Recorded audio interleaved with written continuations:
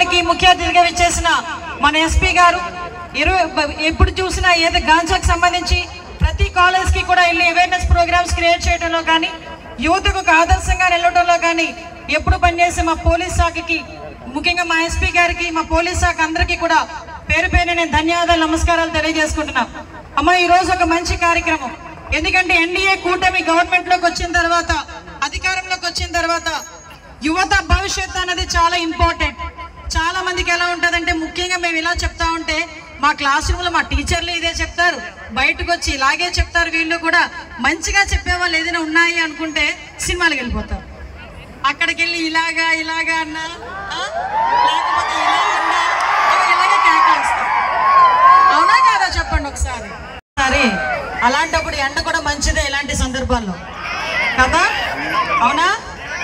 మీ అందరికీ కూడా ఈరోజు అభ్యుదయం అనే కార్యక్రమాన్ని పోలీస్ డిపార్ట్మెంట్ వాళ్ళు చేపట్టి ఈరోజు డ్రగ్స్కి వ్యతిరేకంగా ఈరోజు ఒక పోరాటం చేయడంలో కానీ యువత భవిష్యత్తును దృష్టిలో పెట్టుకొని ఎంతోమంది తల్లిదండ్రుల తాలూకా కన్నీళ్లు బయటికి రాకూడదు, అందరూ కూడా ఎంతో సంతోషంగా ఉండాలనే ఉద్దేశంతో ఈరోజు సుమారుగా అభ్యుదయం అనే కార్యక్రమాన్ని ఏర్పాటు చేయడమే కాకుండా పోలీస్ డిపార్ట్మెంట్ వాళ్ళు ఒక సైకిల్ యాత్ర ఏర్పాటు చేసి ఒక మోటివేషనల్ కార్యక్రమానికి శ్రీకారం చుట్టినందుకు ప్రత్యేకంగా డిఐసి గారికి నేను ధన్యవాదాలు నమస్కారాలు తెలియజేసుకుంటున్నా.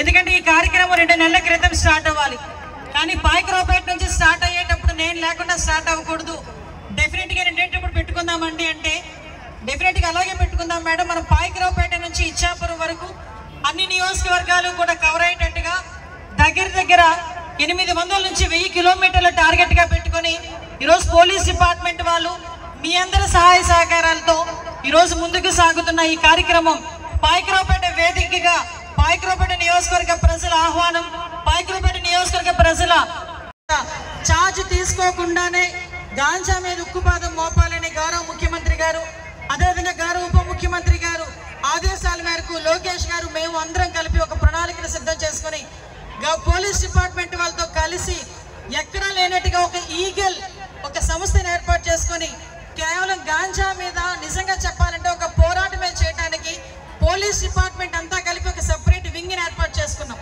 ఇప్పుడే చెప్పారు ఎన్ని అవేర్నెస్ ప్రోగ్రామ్స్ తీసుకొచ్చారు, ఎంతమంది విద్యార్థులను టచ్ చేశారు, ఎన్ని రకాలుగా ఏర్పాటు చేశారు అన్నది.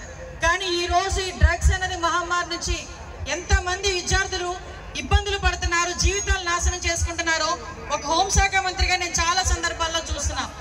ఒక అమ్మాయి మీద ఏదైనా అత్యాచారం జరిగింది, ఒక అమ్మాయిని ఎవరు చిన్న పిల్లల్ని చంపేస్తా ఉంటే పోక్సో కేసులో ఇన్వాల్వ్ అయిపోతున్నారు.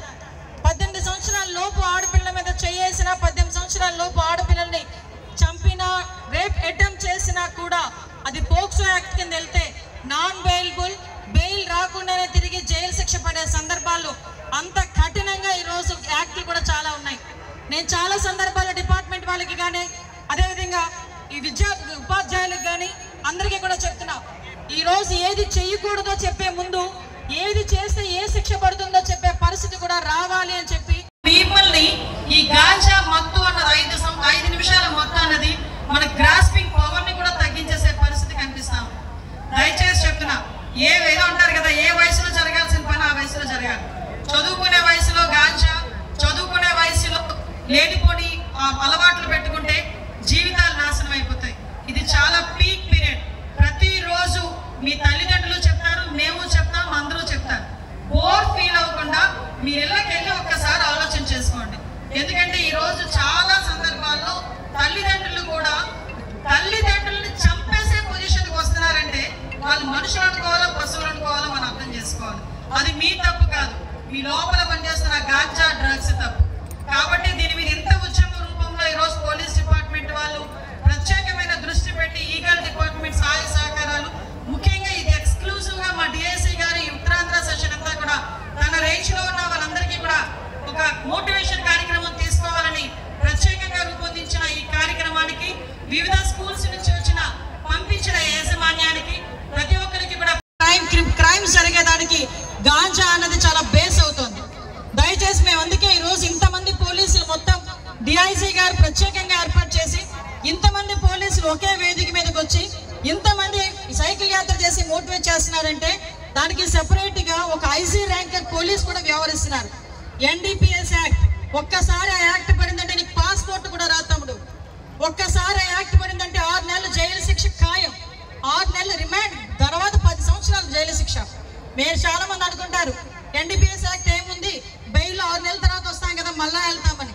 నో, ఒక్కసారి లోపలికి వెళ్ళిన తర్వాత జైలు శిక్ష వెంటనే పడి దగ్గర 15 సంవత్సరాల వరకు కూడా వాళ్ళందరికీ కూడా జైలు శిక్ష పడే పరిస్థితులు కనిపిస్తున్నాయి. జీవితాలు నాశనం అయిపోతున్నాయి, తల్లిదండ్రులు ఇబ్బందులు పడుతున్నారని సూసైడ్ టెండెన్సీ పెరిగిపోతుంది.